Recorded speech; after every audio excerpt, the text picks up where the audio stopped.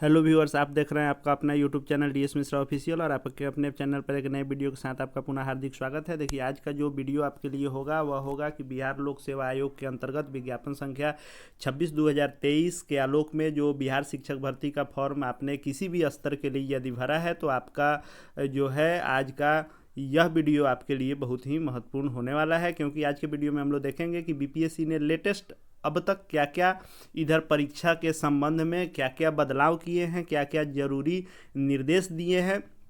उन सब को हम लोग देखेंगे। और साथ ही साथ जो अभी सबसे बड़ा मुद्दा जो है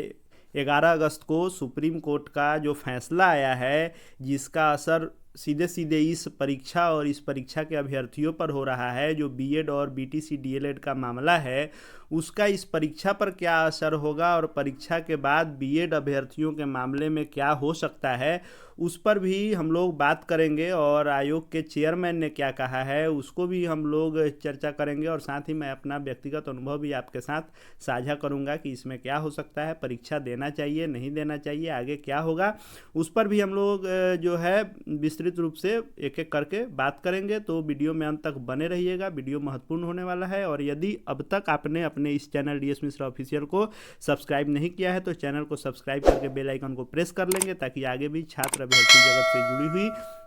हर खबर का लेटेस्ट अपडेट सबसे पहले आपको विश्वसनीय तरीके से मिल सके। तो देखिए, जो बीपीएससी के द्वारा नोटिस जारी किया गया है उसको तो हम लोग बाद में देख ही लेंगे कि क्या क्या बदलाव किए गए हैं या क्या क्या जो है परीक्षा के संबंध में निर्देश दिए गए हैं। लेकिन उससे सबसे पहले ज़रूरी एक चीज़ देख लेते हैं कि जो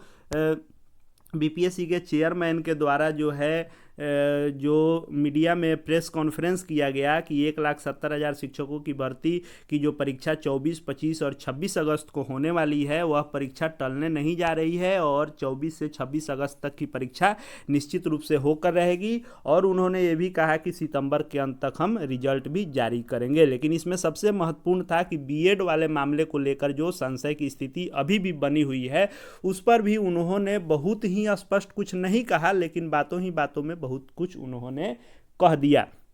जैसे उन्होंने कहा कि 1 to 5 के लिए जो बीएड अभ्यर्थी भरे हैं, तो सुप्रीम कोर्ट ने राजस्थान के मामले में जो फैसला दिया, तो चूंकि सुप्रीम कोर्ट का फैसला पूरे देश स्तर पर लागू होता है, तो इससे बिहार भी अछूता नहीं है और बिहार का यह बीपीएससी ट्री भी अछूता नहीं रहेगा। लेकिन चूंकि ये फॉर्म जब भरवाया जाता है तो नीचे डिक्लेरेशन और सिग्नेचर हो जाता है कि हमारे पास जो इस फॉर्म में आवश्यक अर्हता मांगी जा रही है वह हमारे पास है, और उस आधार पर ही हम लोग फॉर्म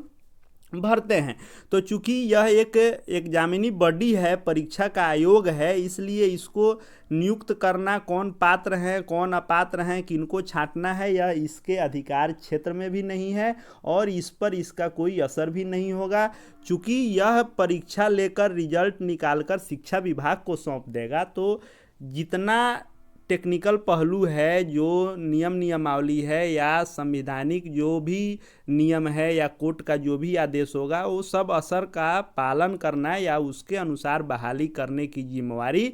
शिक्षा विभाग बिहार सरकार की होगी। तो चूंकि अभी तक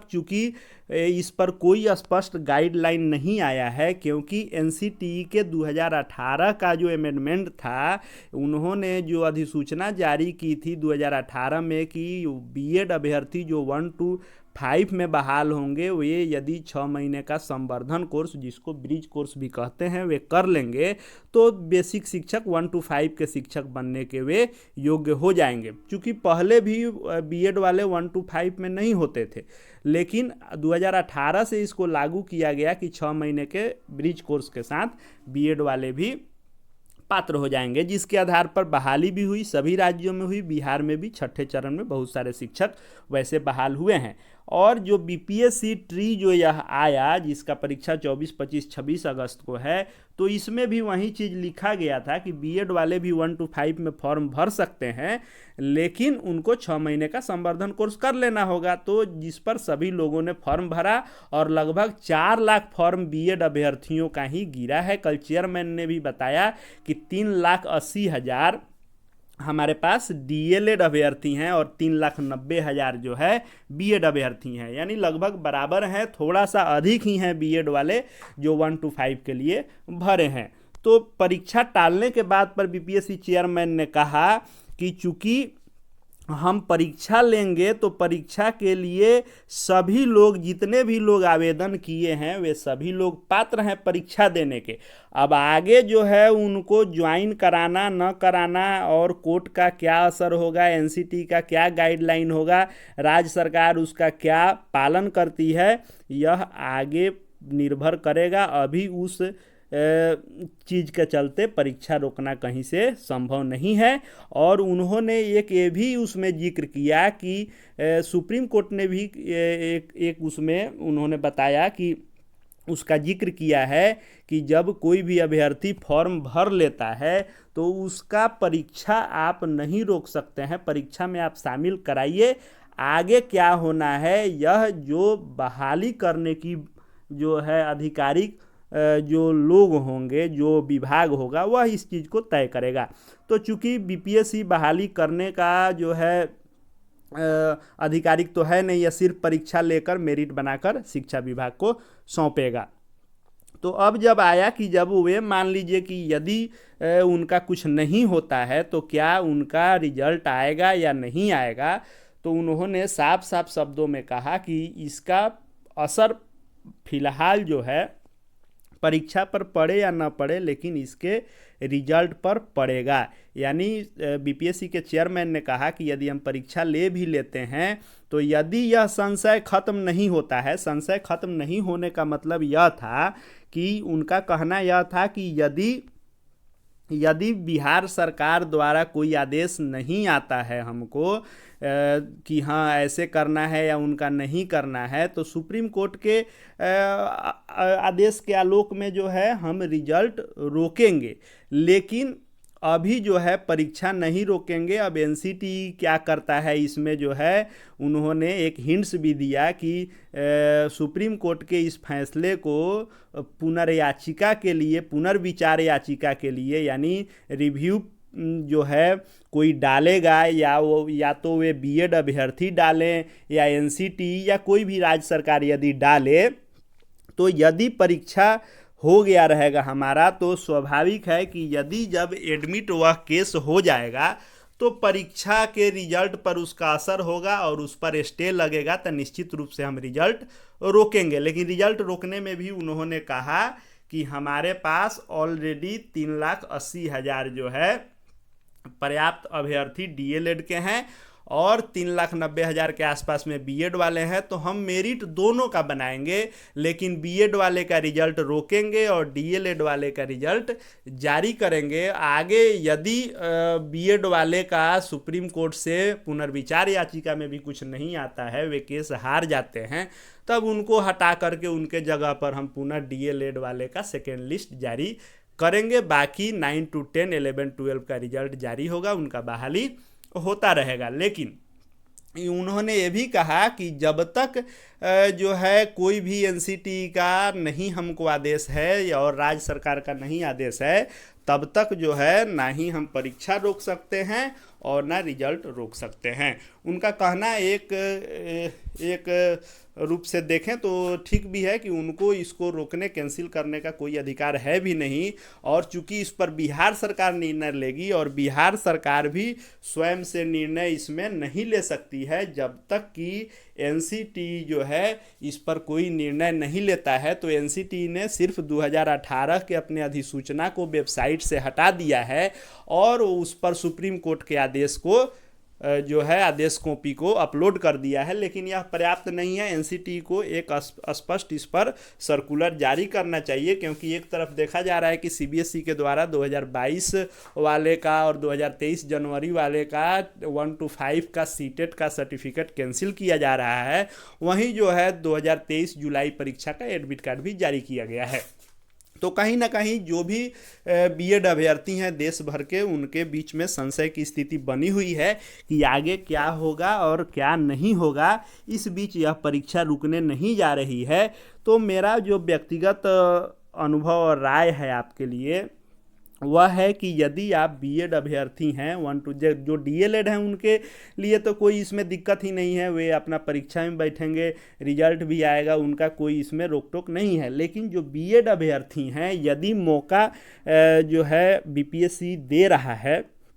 तो आप परीक्षा में बैठें, लेकिन हाँ यह तय है कि अपने स्वयं से इस मामले का कोई हल नहीं होगा, क्योंकि एनसीटीई भी सुप्रीम कोर्ट से ऊपर नहीं है, ना ही कोई राज्य सरकार सुप्रीम कोर्ट से ऊपर है, ना ही बीपीएससी आयोग सुप्रीम कोर्ट से ऊपर है। इसके लिए सुप्रीम कोर्ट में ही कोई भी, या तो एनसीटीई हो या बिहार सरकार या कोई भी स्टेट गवर्नमेंट या बीएड अभ्यर्थी ही हो, वे जब तक रिव्यू पिटीशन नहीं डालेंगे और रिव्यू पिटीशन पर या तो उनको जो है सकारात्मक उनके पक्ष में रिजल्ट हो या उनके लिए जो है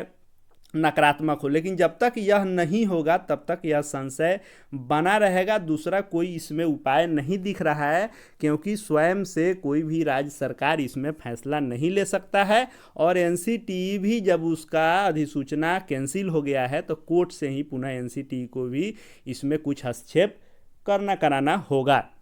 लेकिन तब तक आप परीक्षा में बैठें, हो सकता है कि राज्य सरकार ही कोई हो या फिर कोई राजनीतिक पार्टी भी, बहुत लोग कह रहे हैं कि हम इसमें जो है दाखिल करेंगे, या फिर आपको एनसीटीई ही बीएड अभ्यर्थियों के हित में यदि कोर्ट जाती है और कुछ आपके पक्ष में फैसला हो जाता है तो उस समय जो है आप यदि परीक्षा से वंचित रह जाते हैं तो आपको इसका मलाल रहेगा। अब रही बात चांस का, तो जब आपके लिए पॉजिटिव आएगा तो आप परीक्षा में बैठ रहे हैं तब तक आपका सीट होगा ही, लेकिन यदि आप परीक्षा में नहीं बैठ रहे हैं और आपके लिए नकारात्मक आ जाएगा कि नहीं 1 to 5 से बीएड को हटा दिया जा रहा है, तब तो चांस का कोई इसमें मतलब ही नहीं रहता है। इसलिए आप भी परीक्षा में बैठें, यही मेरे हिसाब से ठीक रहेगा। बाद बाकी जब आयोग के चेयरमैन ने कहा ही है कि भाई हम परीक्षा लेंगे और उनके लिए सीट भी आरक्षित रखेंगे, कब, यदि एडमिट हो जाता है किसी प्रकार का केस सुप्रीम कोर्ट में पुनर्विचार याचिका तब, और उनका रिजल्ट बाद में जारी करेंगे। जब तक कि देखिए अब इसमें चरण है कि जैसे इसमें बीपीएससी सबसे निचले चरण पर हुआ, अब जब तक सुप्रीम कोर्ट में एनसीटीई नहीं जाएगा रिव्यू पिटीशन लेकर, एनसीटीई आदेश करेगा राज्य सरकारों को, क्योंकि कोई भी राज्य सरकार जो है शिक्षक या शिक्षक से संबंधित कोई भी मामला होता है उसका निर्धारण मापदंड जो है एनसीटीई ही तय करता है। तो चूंकि सुप्रीम कोर्ट से यदि एनसीटीई आदेश लेगा किसी प्रकार का और एनसीटीई राज्य सरकारों को देगा और राज्य सरकार बीपीएससी को देगा, तब ही जाकर बीपीएससी कुछ कर सकता है। बाद बाकी यह परीक्षा लेने का सिर्फ एक आयोग है, इसका पावर नहीं है आपको शामिल करने का या निकालने का। चूँकि आपने फॉर्म भरा है और उसमें आपने डिक्लेरेशन दिया है कि हम इसके लिए पात्र हैं, उस आधार पर यह परीक्षा ले रहा है। अब एक और इसमें महत्वपूर्ण बात यह आई है कि मान लीजिए कि बहुत सारे अभ्यर्थी जो हैं वह इसमें क्या किए हैं कि बहुत लोग जो बीएड भी किए थे, डीएलएड भी किए थे, लेकिन लोगों ने सोचा कि बीएड चूँकि हमारे पास हायर जो है एजुकेशनल जो है सर्टिफिकेट है तो आगे प्रमोशन में हमको फ़ायदा मिलेगा, इसलिए उन्होंने 1 to 5 भी बीएड के आधार पर ही भरा, लेकिन उनके पास डीएलएड भी है। तो बीपीएससी के चेयरमैन ने कहा है कि परीक्षा के समाप्ति के बाद हम पुनः मौका देंगे कि जिन्होंने भी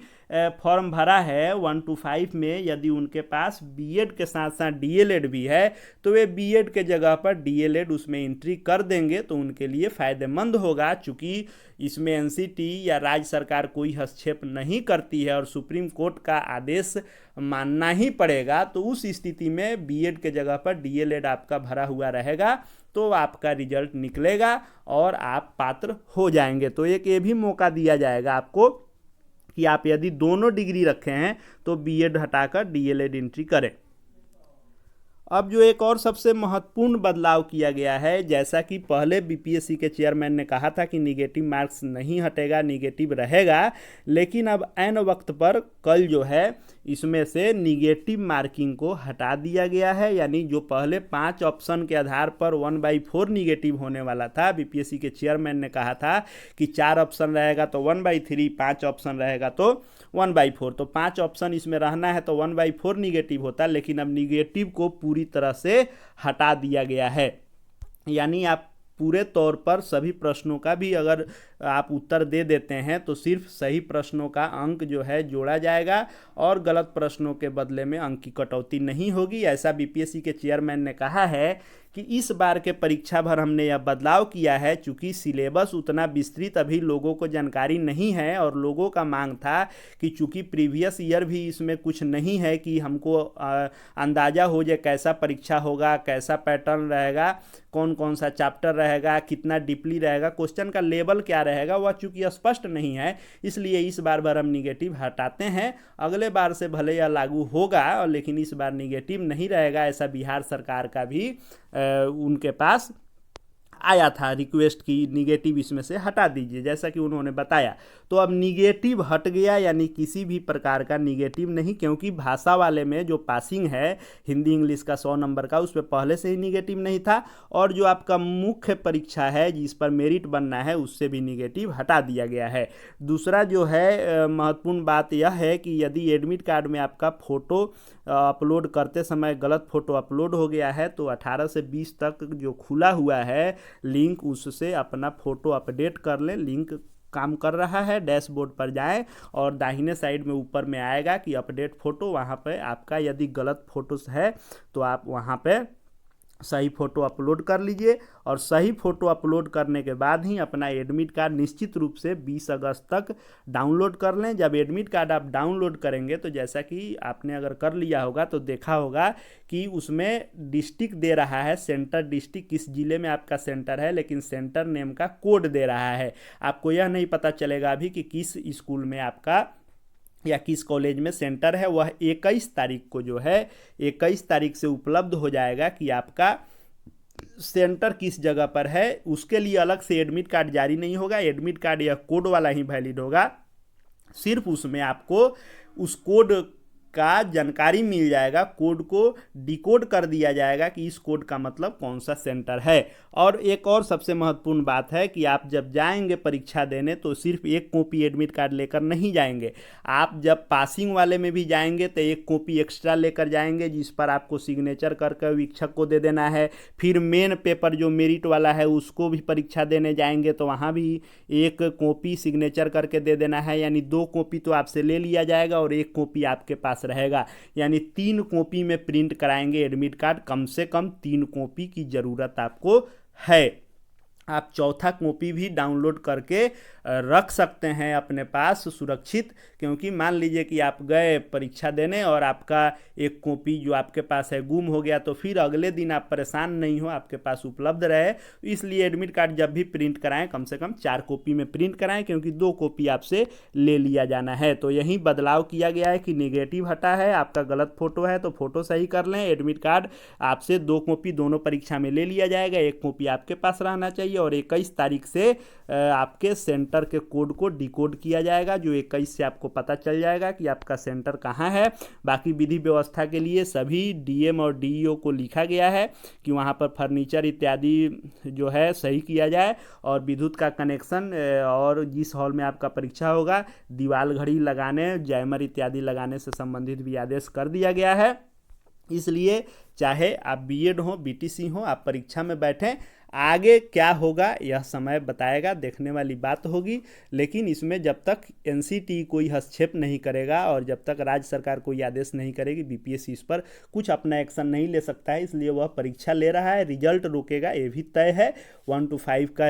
या तो पूरी तरह से रिजल्ट रुके या बीएड वाले का रुके, लेकिन जब तक कुछ आगे नहीं आदेश आता है, क्योंकि अभी एनसीटी ने भी कुछ भी अलग से आदेश जो है ना दिया है, ना ही कोई गाइडलाइन दिया है, सिर्फ सुप्रीम कोर्ट के आदेश को अपलोड किया है। आगे देखना होगा कि इसमें क्या होता है। तब तक आप परीक्षा में बैठ सकते हैं। 1 to 5 और 9 to 10 और 11 12 तीनों स्तर के सभी अभ्यर्थियों को हमारे तरफ से, हमारे चैनल DS मिश्रा ऑफिशियल की तरफ से हार्दिक शुभकामनाएं। बेस्ट ऑफ लक, आपका परीक्षा अच्छे से जाए, आपका रिजल्ट हो, आपका एक सीट पक्का हो, आप शिक्षक बने। आपके अग्रिम जो है शुभकामनाएं, उज्जवल भविष्य के लिए अग्रिम शुभकामनाएं। इस वीडियो को देखने के लिए आपका बहुत बहुत धन्यवाद।